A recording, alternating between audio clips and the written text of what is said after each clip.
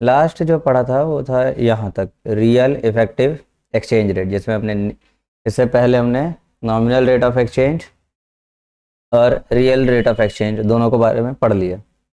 फिर real effective exchange rate ये भी हमने देखा। आगे अब इसके पढ़ेंगे नया टॉपिक। नया टॉपिक है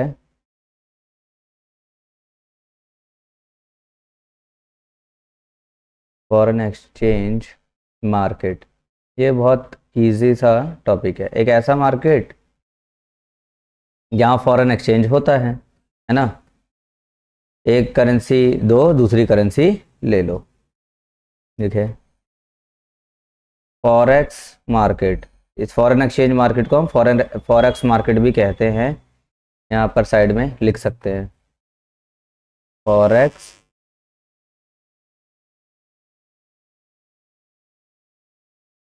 तो फॉरेक्स मार्केट मेनली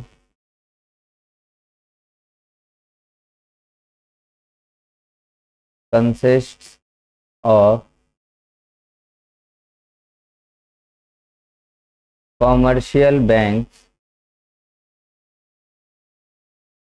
and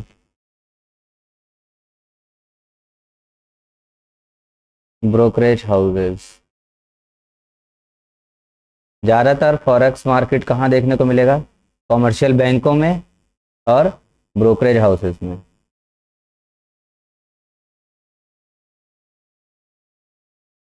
इन्हें अंडरलाइन कर लें। तो अगर हमें मार्केट ढूंढना है, फॉरेक्स मार्केट ढूंढना है, तो कहाँ जाएं? कॉमर्शियल बैंकों में का पास चले जाओ, ये वही हैं। और कुछ ब्रोकरेज हाउसेज हैं, इनको हम कुछ और नाम से भी जानते हैं, नोन एज मार्केट मेकर्स। यही लोग हैं जिनकी वजह से मार्केट बनता है।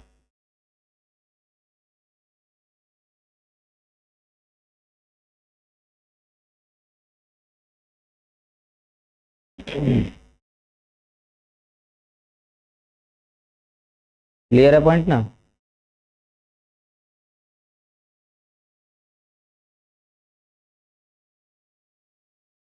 इसमें तो और कुछ बताने की खास ज़रूरत नहीं है।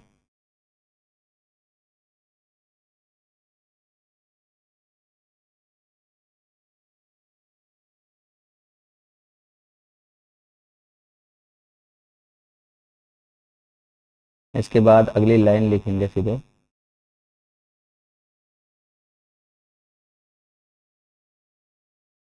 इन foreign exchange market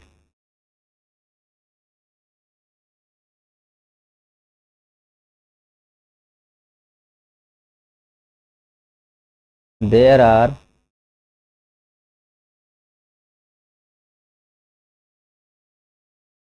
to types of transactions. ठीक है ना? तो दो तरह की ट्रांजैक्शंस हमें फॉरेन एक्सचेंज मार्केट में देखने को मिल जाती हैं। तो इसमें पहला ट्रांजैक्शन लिखेंगे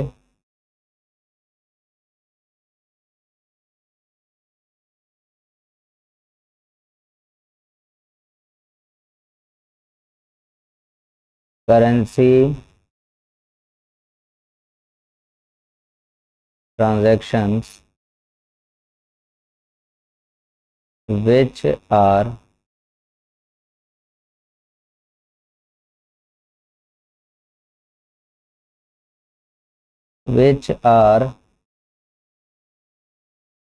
carried out in the इसको हाईलाइट करके लिखेंगे स्पॉट मार्केट। 12th में पढ़ा था ना?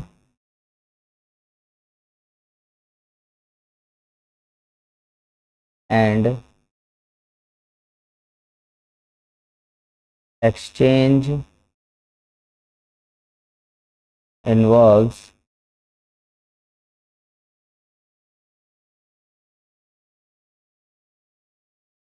Immediate delivery. है ना? स्पॉट मार्केट जहाँ ऑन द स्पॉट डिलीवरी हो जाती है तुरंत। आज डील किया है, आज ही ट्रांजैक्शन कंप्लीट होगी, आज ही गुड्स की डिलीवरी होगी। गुड्स मतलब करेंसी की डिलीवरी होगी। डन। दूसरा,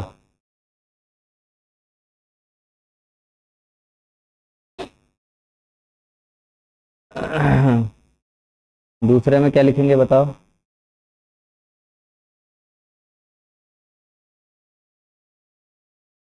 future transactions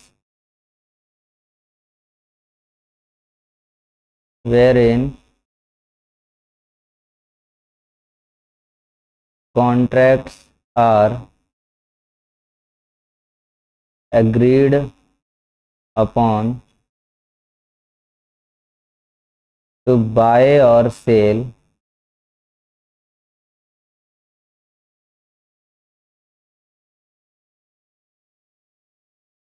currencies for future delivery,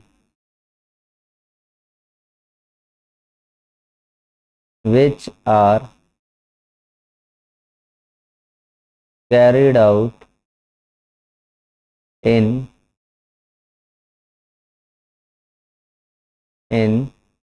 इसको हाईलाइट करके लिखेंगे, फॉरवर्ड या फ्यूचर मार्केट। तो दो तरह के मार्केट हैं ये, स्पॉट मार्केट और फॉरवर्ड या फ्यूचर मार्केट। स्पॉट मार्केट में ऑन द स्पॉट ट्रेडिंग हो जाती है ना। आज करेंसी का ट्रांजैक्शन हुआ है, आज ही डिलीवरी मिल जाएगी। और इस फ्यूचर मार्केट में फ्यूचर के लिए ट्रांजैक्शन होता है। कॉन्ट्रैक्ट तो आज किया है ना।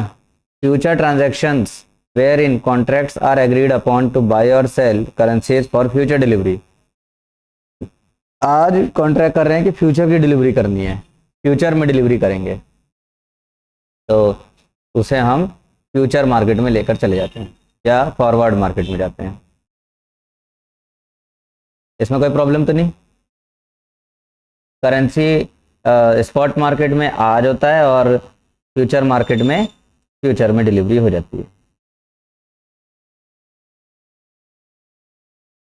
अब बस फर्क क्या है, फ्यूचर वाले में आज वाले का तो चलो पता है, आज का जो रेट चल रहा है वो रेट मिलेगा। फ्यूचर वाले में क्या होता है, एक तरह का एक एग्रीमेंट तैयार हो जाता है ना। और इसमें लिखा जाता है कि हम फ्यूचर में कोई एक डेट होगी डिसाइडेड, उस तारीख में हमें ये ट्रांजैक्शन फुल कंप्लीट कर देना है। आज हम कॉन्ट्रैक्ट बना रहे हैं कि ये ट्रांजैक्शन हमारा फ्यूचर में किसी तारीख को होगा। अब उसमें डिसाइड करते हैं कि करेंसी का जो एक्सचेंज रेट है वो आज वाला लेना है या फ्यूचर वाला लेना है। तो डिसाइड कर दिया, जैसे आज है, अगर $1 का रुपया मान लो 80 रुपये है, और डिसाइड कर दिया कि फ्यूचर में कुछ भी हो, $1 मतलब 80 रुपये, और उस पर साइन कर दिया दोनों कंट्रियों ने, तो फ्यूचर में भले वो 80 का 100 हो जाए, चाहे 80 का 2 रुपया हो जाए, 80 का प्राइस 80 पे ही डील होगा। यानी एक तरह से फिक्स एक्सचेंज रेट बना दिया जाता है for a particular transaction. Clear है ना? ठीक, आगे लिखें।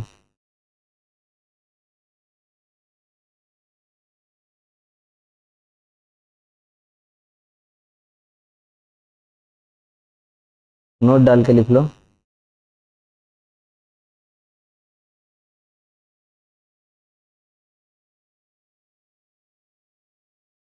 ए foreign exchange transaction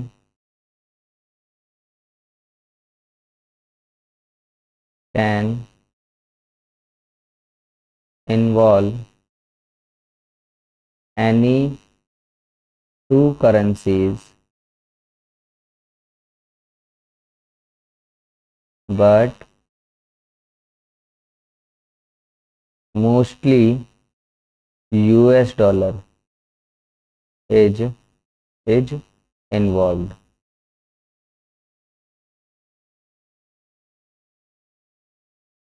foreign exchange में कोई भी दो करेंसी हो सकती हैं, लेकिन ज़्यादातर यूएस डॉलर को लिया जाता है, ठीक है ना। ब्रैकेट डाल के लिखो, even though it is not the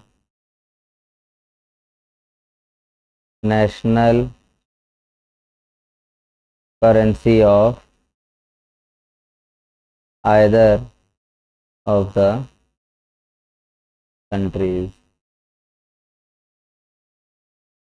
अब वो ज़्यादातर फॉरेन एक्सचेंज में हम कोई भी दो करेंसी ले सकते हैं, लेकिन ज़्यादातर क्या लिया जाता है, तो यूएस डॉलर लिया जाता है। क्यों लिया जाता है यूएस डॉलर, क्यों लिया जाता है यूएस डॉलर?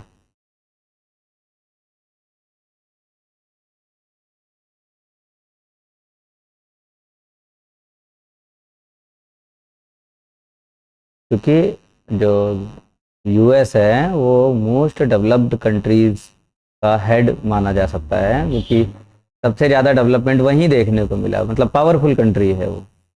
ज़्यादातर ट्रेड उसी के साथ होता था, अब ना ट्रेड काफ़ी अलग अलग कंट्रियों के साथ होने लगा है, लेकिन अगर इनिशियली बेस पर देखेंगे तो यूएस ही था जो ज़्यादातर एक्सपोर्ट ट्रेड या इंपोर्ट ट्रेड में इन्वॉल्व था। 10 इसलिए यूएस डॉलर इज कॉल्ड,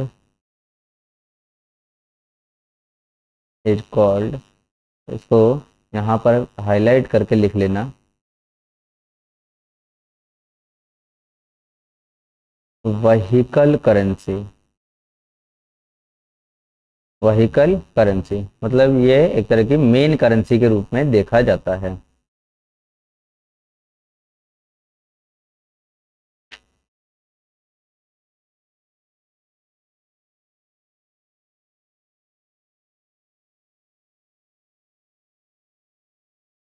इस लाइन से हमें क्या समझ में आ रहा है, इस लाइन से समझ में आ रहा है कि ऐसे समझो, एक कोई कंट्री है हमारे हाथ में, और एक ये हमारी अपनी कंट्री तो है ही, ये इंडिया, और ये कोई और दूसरी कंट्री मान लो, कुछ भी मान लो, है ना, अदर कंट्री। अब मुझे यहाँ से कुछ मंगाना है, मंगा लेंगे, कोई दिक्कत नहीं, है ना। गुड्स तो आ ही रहा है, या कमोडिटी जो भी है। अब जब मैं पे करने जाऊंगा तो पे करते इसकी अपनी करेंसी में भी दे सकता हूँ मैं, कोई प्रॉब्लम नहीं है। हम्म, इसकी अपनी करेंसी में दे सकते हैं हम, लेकिन एक और रास्ता है कि मैं क्या कर दूं, अपने रुपया को यूएस डॉलर में कन्वर्ट कर दूं, और इसे जाके वो डॉलर दे दूं, तो ये लो, ले लेगा, क्योंकि उसे पता है कि यूएस डॉलर ज़्यादा पावरफुल है। कोई दिक्कत नहीं है, डॉलर मिल जाए ले लेंगे, और वो अपना करेंसी एक्सचेंज करते रहेंगे बाद में। कर सकते हैं ना? क्या डायरेक्ट जा सकते हैं क्या? डायरेक्ट भी जा सकते हैं, उसके उसकी अपनी करेंसी दे दो, कोई दिक्कत नहीं है, लेकिन यूएस डॉलर भी दे दोगे तो कोई बुराई नहीं है, चल जाता है। अब कुछ छोटी मोटी बातें आ जाती हैं, और उसके बाद धीरे धीरे चैप्टर खत्म होने के, चैप्टर नहीं, यूनिट खत्म होने की लाइन पर आ जाता है।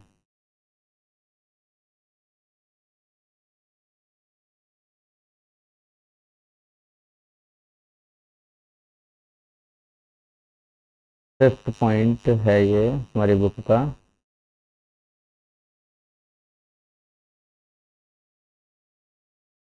और ये टॉपिक पहले का पढ़ा हुआ है, ऐसा नहीं है कि नया टॉपिक है। Determination of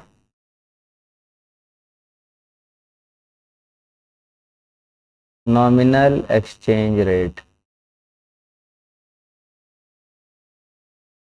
determination of nominal exchange rate पहले का ही पढ़ा हुआ है, ऐसी कुछ बात इसमें नहीं है नहीं, ठीक है। लेकिन क्या ये इम्पोर्टेंट नहीं है क्या?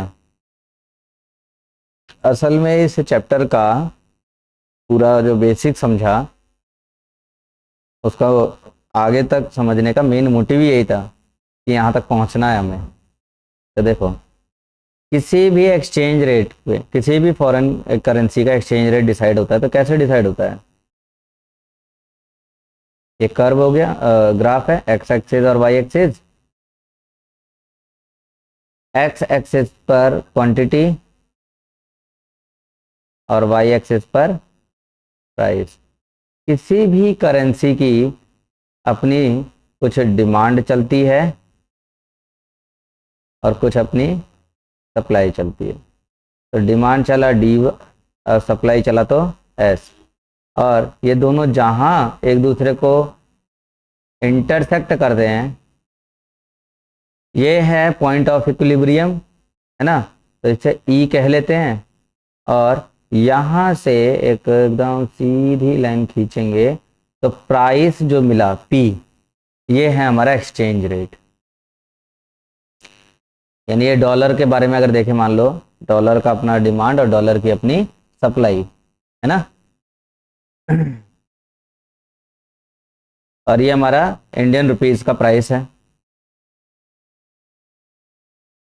इस तरीके से प्राइस डिसाइड हो जाएगा। कुछ भी हो, मान लो जैसे कि वही है कि $1 की कीमत क्या रहेगी, सपोज 80 रुपये। तो कैसे डिसाइड हुआ? तो ऐसे डिसाइड हो गया।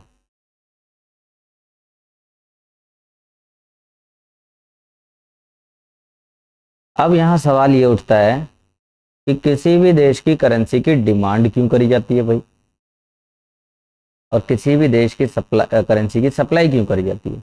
तो डिमांड क्यों कर रहे हैं और सप्लाई क्यों कर रहे हैं वो देखना जरूरी है। बना लो ये।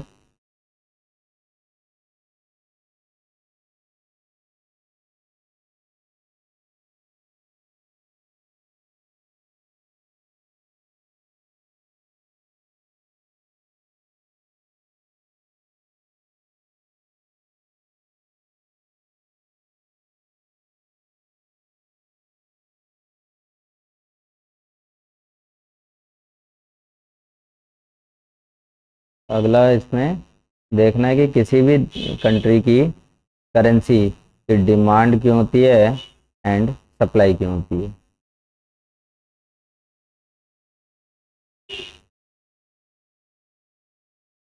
तो यहाँ पर why foreign currency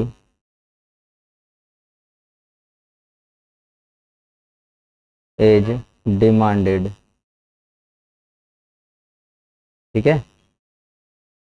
Y foreign currency is demanded, और कोई भी कंट्री, कोई भी कंट्री सप्लाई क्यों करता है अपनी करेंसी की, तो वो भी देख लेते हैं। वाई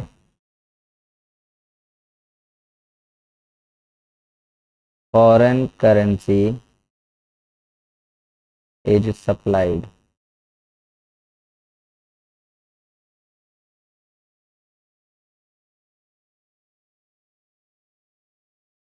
चलो लिखना शुरू करते हैं।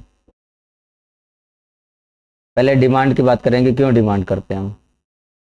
अगर हम दूसरे देश की करेंसी अपने पास रखेंगे तो हम दूसरे देश से गुड्स एंड सर्विसेज परचेज कर पाएंगे ना। To purchase goods and services from foreign country, बहुत सिंपल था। अगर उस कंट्री की करेंसी मेरे पास होगी तो मैं उस कंट्री में जाके जो मर्जी वो खरीद सकता हूँ, उस कंट्री में घूम सकता हूँ, foreign tour, to stand unilateral transverse.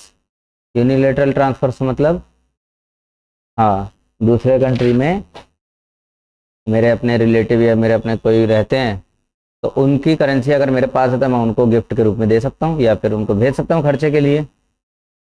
फिर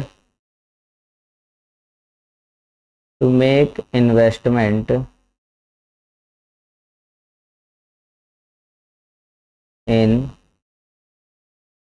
फॉरेन कंट्रीज, दूसरी कंट्री में मुझे पैसा लगाना है इन्वेस्ट करना चाह रहा हूँ तो उस करेंसी, वो करेंसी मेरे पास होनी चाहिए। बहुत सारे कारण आ रहे हैं। टू ओपन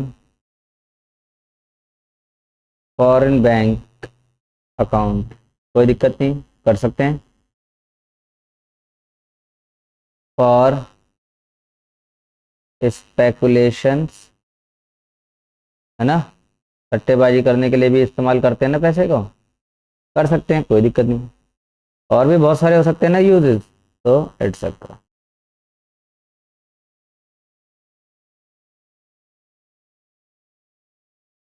क्यों सप्लाई किया जाता है? ताकि एक्सपोर्ट ज़्यादा से ज़्यादा हो सके, ज़्यादा से ज़्यादा एक्सपोर्ट किया जा सके। फिर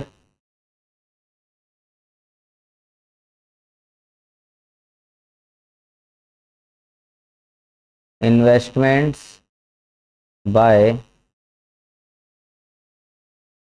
फॉरनर्स, तो कुछ ऊपर गलत सा लिखा हुआ है शायद।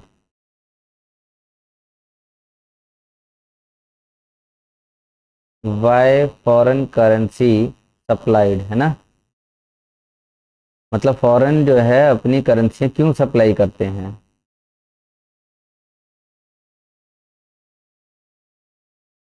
वाई करेंसी लिख लो, क्योंकि इसमें कंफ्यूजन आ जाएगा कि हम अपनी करेंसी की बात कर रहे हैं कि दूसरे की, है ना। करेंसी जो सप्लाइड लिख रहा हूँ, तो कोई भी कंट्री अपनी करेंसी क्यों सप्लाई करती है। अब भारत है, भारत अपनी करेंसी की सप्लाई क्यों कर रहा है?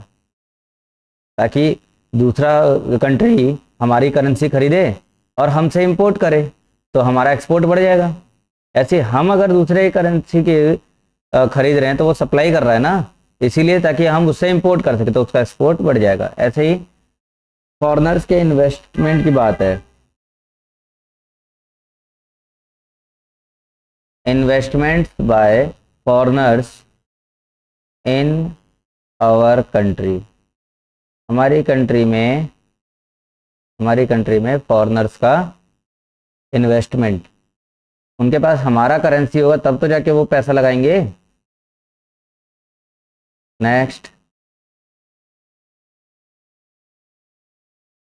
Unilateral transfer received. अब कोई बाहर से हमें पैसे भेज रहा है तो उसके पास हमारी करेंसी होगी तभी तो भेज पाएगा। तो हम क्या करते हैं, अपनी करेंसी सप्लाई कर देते हैं, वो खरीदता है एंड देन हमें अपना जो है, जो भी पेमेंट करना है, कुछ भी करना है, हमें कर देता है। इसके आगे है फॉरेनर्स विजिटिंग इंडिया, इंडिया में आते हैं फॉरेनर्स घूमने के लिए, उनके पास हमारी करेंसी है, आराम से घूम लेंगे। बाकी जो है कि स्पेकुलेशन, सट्टेबाजी, वो तो नॉर्मल सी बात है। और भी बहुत सारे हो सकते हैं, तो हम एटसेट्रा लिख के और चल जाते हैं आगे।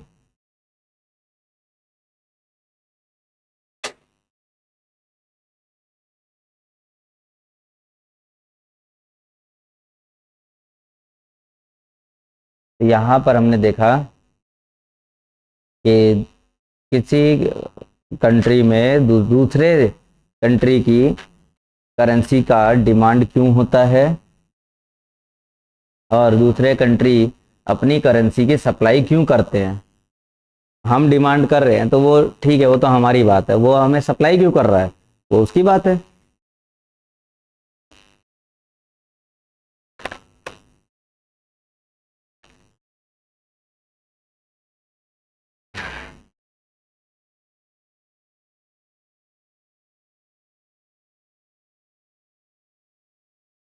अब हमें देखना है कि डिमांड और सप्लाई की वजह से, डिमांड और सप्लाई की वजह से मार्केट प्राइस या एक्सचेंज रेट कैसे डिसाइड होता है ना।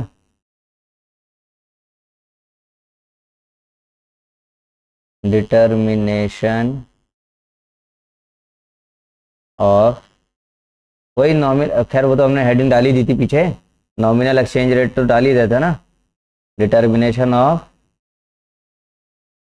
नॉमिनल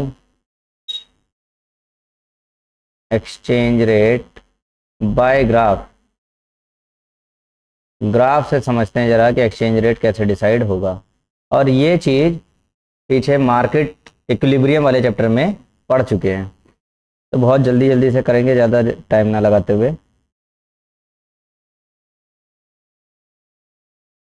मार्केट इक्विलिब्रियम जो चैप्टर है उसका तो वीडियो भी अवेलेबल है ना। एक्स और ये वाई, ये हमेशा क्वांटिटी यहाँ रहेगा और प्राइस यहाँ रहेगा, ये हमेशा की बात है। अभी यहाँ लिख दे रहा हूँ, आगे नहीं लिखा अगर तो कोई ऐसा बुरा मत मानना। क्वांटिटी और प्राइस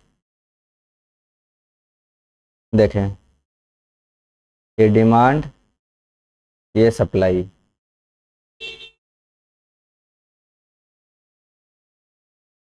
डिमांड एंड सप्लाई, ये दो एक साथ बना रहा हूँ ताकि दो टॉपिक एक साथ समझा सकूँ। अलग अलग भी बना सकते हैं, कोई प्रॉब्लम नहीं है, ठीक है। यहाँ पर अगर हम पूरे में बात करें, ये है तो कट, यहाँ इक्विलिब्रियम है, तो ये प्राइस हो जाएगा। इसमें भी ऐसा ही है, ये भी प्राइस हो जाएगा। अगर मैं इसको आगे खींच दूं तो शायद मिला पाऊँ, है ना। इससे क्या होगा, एक ही साथ दो कर्व समझा देंगे, हो गया। एक साथ दो कर्व को समझा दूंगा, कोई दिक्कत नहीं। तो ये प्राइस है। क्या हुआ अगर डिमांड बढ़ जाए या सप्लाई बढ़ जाए, या सॉरी, हाँ, डिमांड बढ़ जाए या सप्लाई बढ़ जाए, या डिमांड घट जाए या सप्लाई घट जाए, कुछ तो होगा ना। अभी तो हमारा प्राइस ये वाला है, ये तो ये वाला प्राइस हमें क्या बता रहा है, बोलो। ये हमें बता रहा है कि $1 की कीमत अपनी क्या है, 80 रुपये मान के चल रहे हैं ना, तो मान लेते हैं वही 80 रुपये ही है। तो $1 की कीमत 80 रुपये, ऐसा हम मान के चलते हैं। पहली कंडीशन लेते हैं, पहली कंडीशन लेते हैं कि डिमांड बढ़ गया। अगर डिमांड बढ़ता है तो देखो क्या होगा, ये कर्व खिसक के आगे आ जाएगा। तो जो पहले पॉइंट यहाँ था, अब वो पॉइंट यहाँ आ जाएगा ना। उसको मैं ऐसे ड्रॉ कर देता हूँ, और वैसे भी डिटेल में भी बताऊंगा, बाकी मैं अभी ड्रॉ करने के लिए बता रहा हूँ।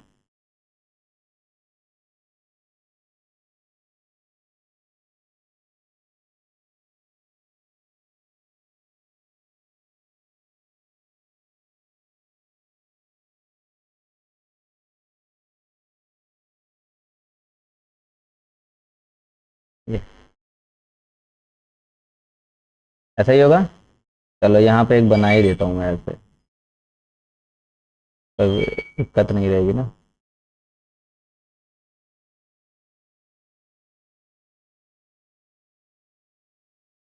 डिमांड करवा के खिसक गया, तो प्राइस भी हमारा जो है चेंज हो गया।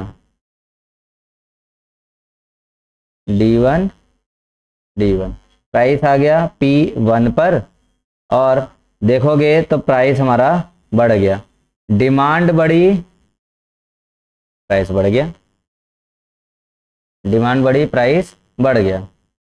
सिमिलरली मैं यहाँ पर बात करूँ अगर दूसरे वाले कर्व में, दूसरे वाले कर्व की बात करता हूँ, तो इसमें देखोगे सप्लाई की बात है। मैं सप्लाई को कम कर देता हूँ, डिमांड नहीं चेंज कर रहा, केवल सप्लाई को कम कर रहा हूँ। सप्लाई कम करके मैंने पहुंचा दिया इसको इस जगह पर। तो सप्लाई कम हुई, डिमांड नहीं कम हुई। मैं एक सप्लाई कर्व बना देता हूँ एक नया।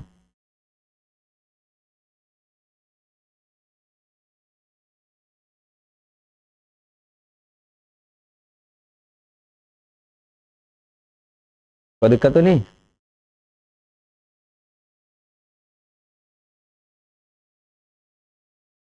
ठीक है, तो सप्लाई देखो यहाँ पर था, यहाँ लिख के चलते हैं,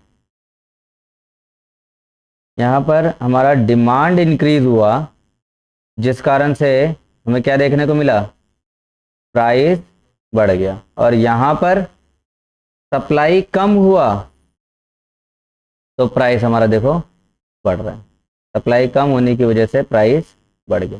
तो मार्केट में फॉरेन एक्सचेंज का अगर प्राइस चेंज हो रहा है तो ये दो कारणों से हो रहा है, और ये पहले की बात है, नई बात नहीं है। यहाँ पर मैं ऐसे एरो बस बना देता हूँ, ये सप्लाई कम हो गया हमारा और इस वजह से हमारा इक्विलिब्रियम पॉइंट जो पहले यहाँ पर था, ये सारे इक्विलिब्रियम ही है, इक्विलिब्रियम पॉइंट बनाता हूँ, जो पहले यहाँ था वो यहाँ आ गया, इसमें भी ई पहले यहाँ था अब यहाँ पर पहुँच गया, कोई दिक्कत नहीं, प्राइस हमारा इंक्रीज हो गया।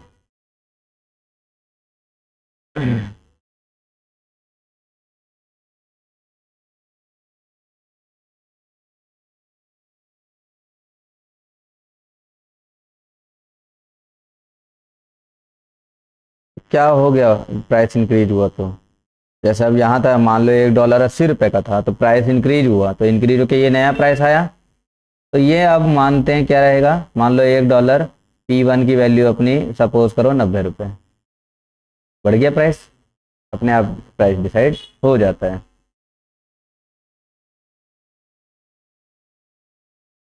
तो जब इन्हीं मार्केट डिमांड मार्केट सप्लाई की वजह से प्राइस बढ़ता है, या घट भी तो सकता है ना, घट भी जाएगा, इन्वर्स हो जाएगा। तो यही चीज हमारा मार्केट प्राइस डिटर्मिनेशन है। अब अगर ये वाली कंडीशन है कि जो मार्केट प्राइस है वो इंक्रीज हो रहा है करेंसी का, तो इस कंडीशन को हम कहते हैं, यहाँ पे लिख दो, होम करेंसी डेप्रिसिएशन। ये वाली जो कंडीशन है, प्राइस इंक्रीज हुआ है ना, तो इसे हम कहेंगे होम करेंसी।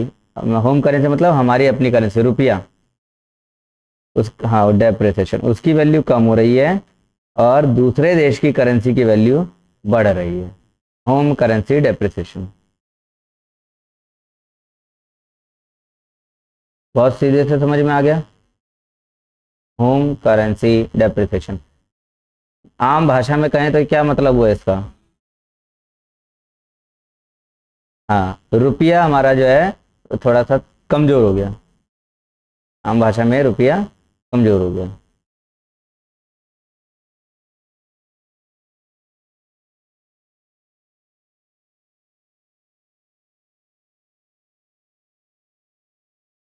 दूसरे देश की करेंसी ताकतवर हो गई है। क्लियर है पॉइंट इतना। अब हम बात करते हैं कि अगर डिमांड इंक्रीज ना होके डिक्रीज हो जाए तब क्या हो, सप्लाई डिक्रीज ना होके इंक्रीज हो जाए तो क्या हो, हटा दूं, फिर से वैसे ही बनाना पड़ेगा। हम्म, नहीं वहां पे वो लिख दिया है ना, वो थोड़ा सा प्रॉब्लम बन जाएगा।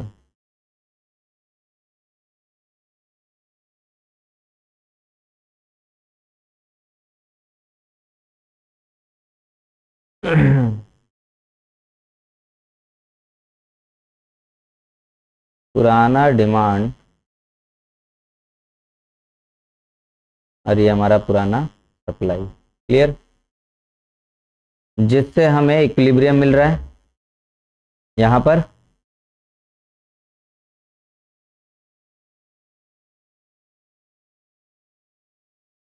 यहाँ पर इस तरह से इक्विलिब्रियम प्राप्त हो रहा है।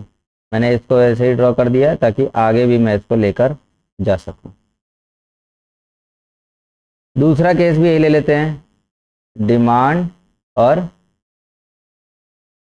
सप्लाई।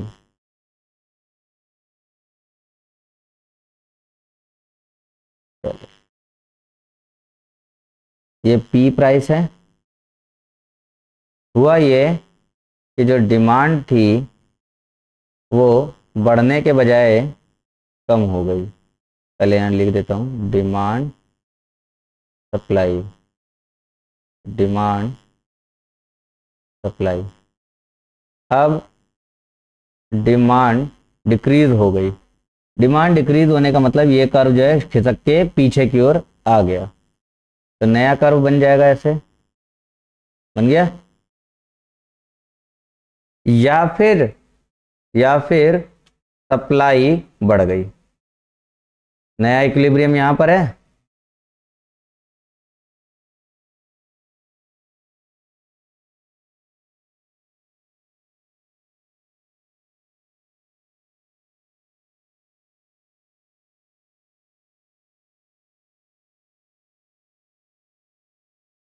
सप्लाई क्या हो गई, बढ़ गई। देखो डिमांड कम हो जाए या सप्लाई बढ़ जाए,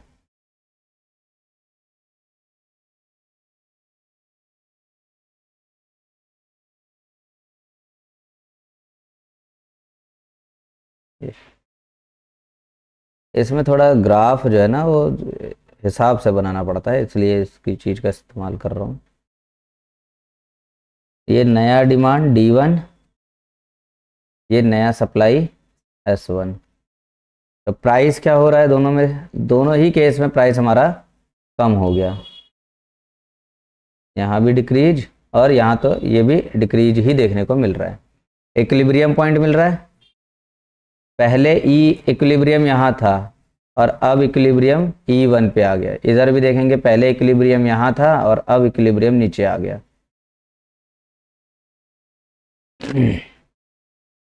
और भी एरो बनाना है, डिमांड डिक्रीज होता है तो एरो इधर बनाते हैं, सप्लाई इंक्रीज होता है तो एरो इधर बना देते हैं। लिखने वाली बात है तो क्या लिखेंगे बताओ, या डिमांड डिक्रीज हो रही है जिस वजह से प्राइस इंक्रीज हो, सॉरी डिक्रीज हो रहा है, उल्टा हो गया ना, प्राइस डिक्रीज हो रहा है। इधर क्या हो रहा है, सप्लाई इंक्रीज हो रहा है जिस वजह से प्राइस डिक्रीज हो रहा है। ये दो सिचुएशंस हमारे सामने आ गई। तो अब ऐसे में एक एग्जांपल के तौर पे अगर मैं इसको समझाऊं, तो पुराना प्राइस तो हमारा था $1 की कीमत ₹80। अब गिरने के बाद प्राइस जो हो गया $1 की कीमत सपोज ₹70। तो ये तो अब वैल्यू कम हो गया ना, तो ये क्या है, एप्रिसिएशन है, होम करेंसी का एप्रिसिएशन। यहाँ लिखते चलेंगे,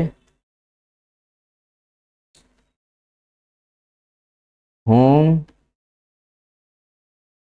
करेंसी एप्रिसिएशन,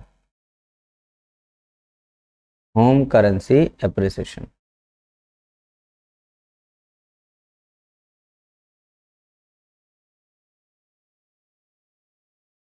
ठीक है ना। क्या मतलब इसका, होम करेंसी के एप्रिसिएशन होने का, यानी हमारा रुपया और ताकतवर बनता जा रहा है। भाई पहले $1 को हराने के लिए ₹80 आते थे, हैं, अब $1 को हराने के लिए ₹70 आ रहे हैं, मतलब वही 70 सिपाही आ रहे हैं, तो ताकतवर हो रहा है ना। तो रुपया मजबूत हो रहा है।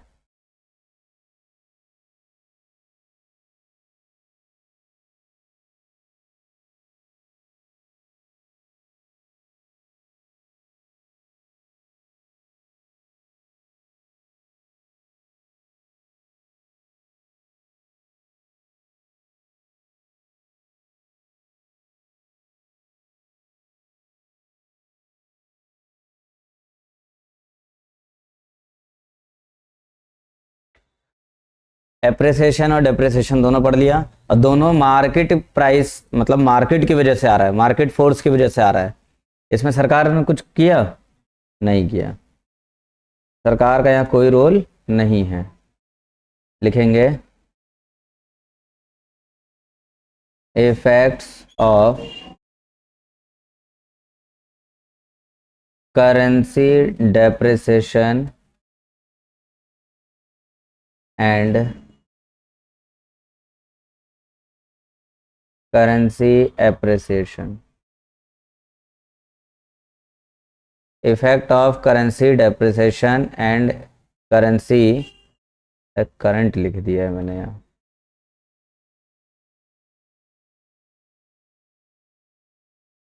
फिर गलत, करेंसी डेप्रिसिएशन है ना। तो हेडिंग डाल देंगे, उसमें दोनों के इफेक्ट देखने हैं तो दोनों के बारे में समझना है।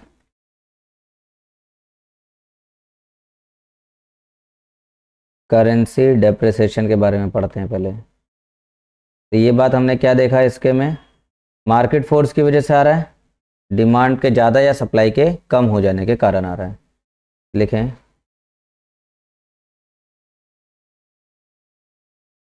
Exchange rate depreciation lowers the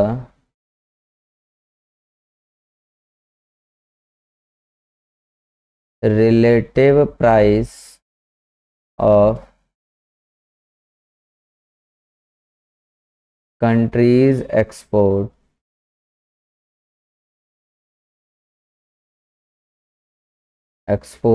rises,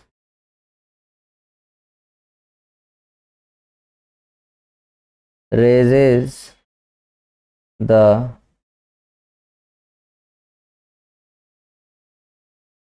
relative price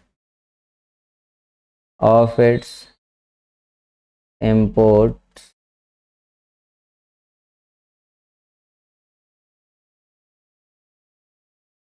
import falls, leads to output expansion,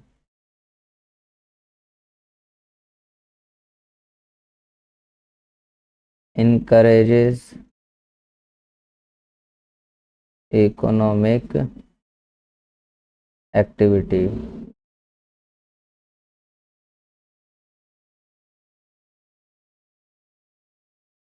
increases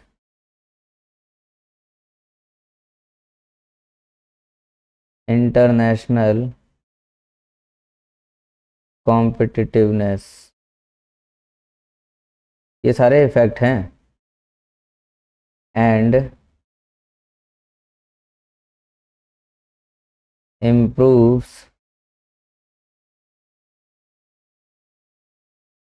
balance of trade. ठीक है, लाइन से इनको समझते हैं। करेंसी के डेप्रिसिएशन होने का इफेक्ट, डेप्रिसिएशन का मतलब करेंसी एक्सचेंज रेट बढ़ना, एक्सचेंज रेट अगर बढ़ता है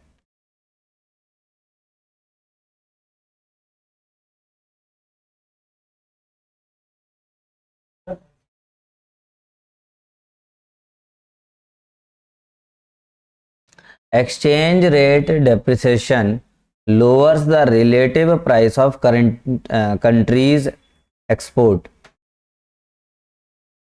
यानी जो कंट्री की अपनी जो एक्सपोर्ट है, relative price of countries export को तो कम कर देगा। रिलेटिव प्राइस का मतलब हम एक्सपोर्ट कर रहे हैं तो बदले में हमें जो प्राइस मिल रहा है वो तो डाउन हो जाएगा। लेकिन क्योंकि हमारा रुपया की बजाय डॉलर महंगा है तो हम चाहेंगे ना ज़्यादा से ज़्यादा हमें डॉलर मिले, तो हम ज़्यादा एक्सपोर्ट करेंगे, तो एक्सपोर्ट क्या हो जाएगा, बढ़ेगा।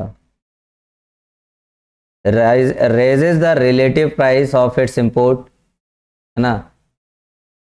तो इंपोर्ट प्राइस, इंपोर्ट जो है क्या कर देंगे, कम हो जाएंगे, क्योंकि इंपोर्ट की कीमत ज़्यादा महंगी पड़ रही होगी तो हम इंपोर्ट करना कम करेंगे, एक्सपोर्ट करना ज़्यादा हमें ठीक लग रहा है क्योंकि डॉलर आएगा। और अगर इंपोर्ट करेंगे तो रुपया जाएगा, और रुपया जाएगा का मतलब क्या है कि जो हमारे पास जो है और जो कि सस्ता है वो हमारे पास से जा रहा है, वो ठीक नहीं है। जो सस्ता है वो हमारे पास रहना चाहिए ना, और जो महंगा है वो आना चाहिए। इंपोर्ट क्या हो जाएगा, फॉल हो जाएगा। अगला, जिसकी वजह से लीड्स टू आउटपुट एक्सपेंशन, इससे हमारा आउटपुट बढ़ेगा।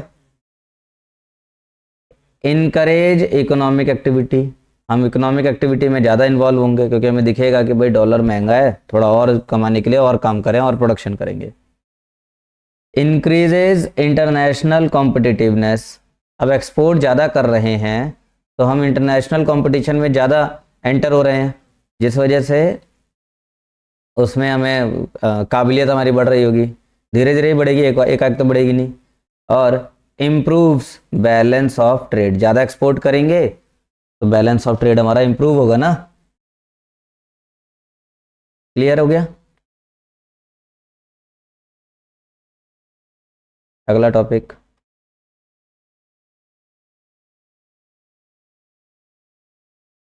करेंसी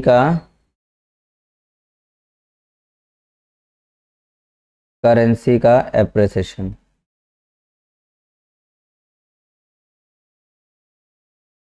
करेंसी एप्रिसिएशन, करेंसी की वैल्यू डाउन हो रही है, मतलब एप्रिशिएट हो रही है, मींस एक्सचेंज रेट कम हो रहा है हमारा, तो उसका असर क्या देखने को मिलता है फिर, लिखें। Currency appreciation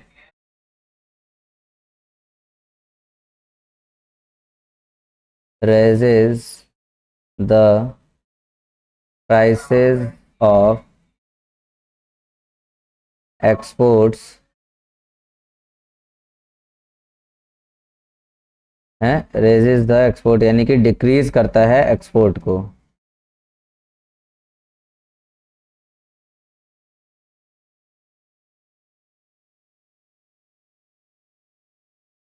increases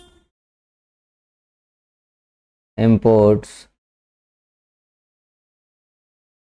adverse effect on competitiveness, cause larger deficits and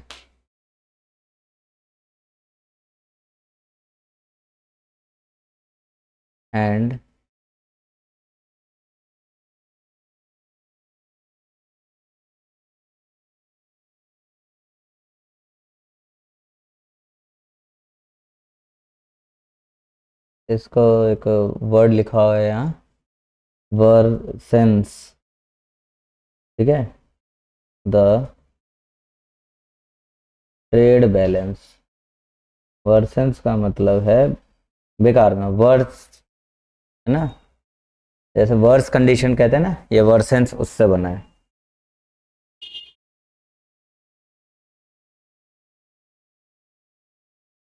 बिल्कुल उसी का उल्टा है ये। अगर एप्रिसिएशन आ रहा है इसका मतलब एक्सचेंज रेट डाउन हो रहा है, जिस वजह से एक्सचेंज रेट डाउन होने की वजह से हमें दिखाई देगा एक्सपोर्ट करने पे ज़्यादा फायदा तो हो ही नहीं रहा है। भाई डॉलर आता महंगा महंगा आता, जो कि है नहीं, डॉलर भी क्या हो रहा है, सस्ता होता चला जा रहा है। तो हम एप्रिसिएशन में देखेंगे कि price raises the price of export, export का प्राइस रेज कर रहे हैं तो एक्सपोर्ट जिससे अच्छा खासा फायदा होना था नहीं हो रहा, तो डिक्रीज कर देंगे एक्सपोर्ट, है ना। इंपोर्ट को ज़्यादा हम बढ़ावा देंगे क्योंकि हमारी करेंसी की वैल्यू बाहर मार्केट में ज़्यादा अच्छी है, तो हम थोड़ा सा वैल्यू दे के ही ज़्यादा इंपोर्ट कर पाएंगे, तो हम इंपोर्ट ज़्यादा करेंगे, है ना। Advance effect on competitiveness, competitiveness पे इफेक्ट हमें क्या देखने को मिलेगा, अब क्योंकि मार्केट में जाते तो हमें कंपटीशन झेलना पड़ता, नहीं जा रहे तो नहीं झेलना पड़ेगा।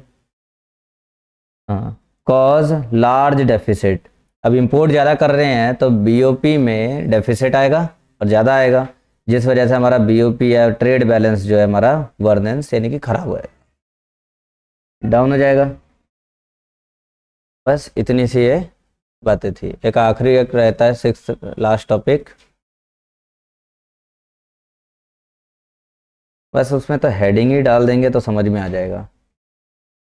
लास्ट टॉपिक है depreciation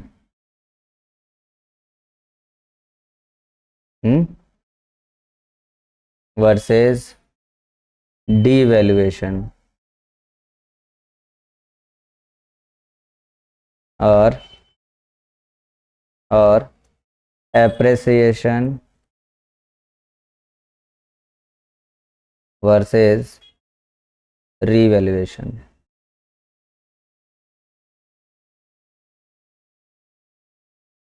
depreciation versus devaluation, appreciation versus revaluation. तो हमने डेप्रिसिएशन और एप्रिसिएशन के बारे में देखा कि ये दोनों ही मार्केट फोर्स की वजह से हो रहा है। यहाँ लिख देते हैं ड्यू टू मार्केट फोर्स। और डीवैल्यूएशन और रीवैल्यूएशन क्या है, इसमें भी करेंसी या एक्सचेंज रेट बढ़ता है और घटता है, लेकिन ये किस वजह से होता है? Due to government decision, due to government intervention.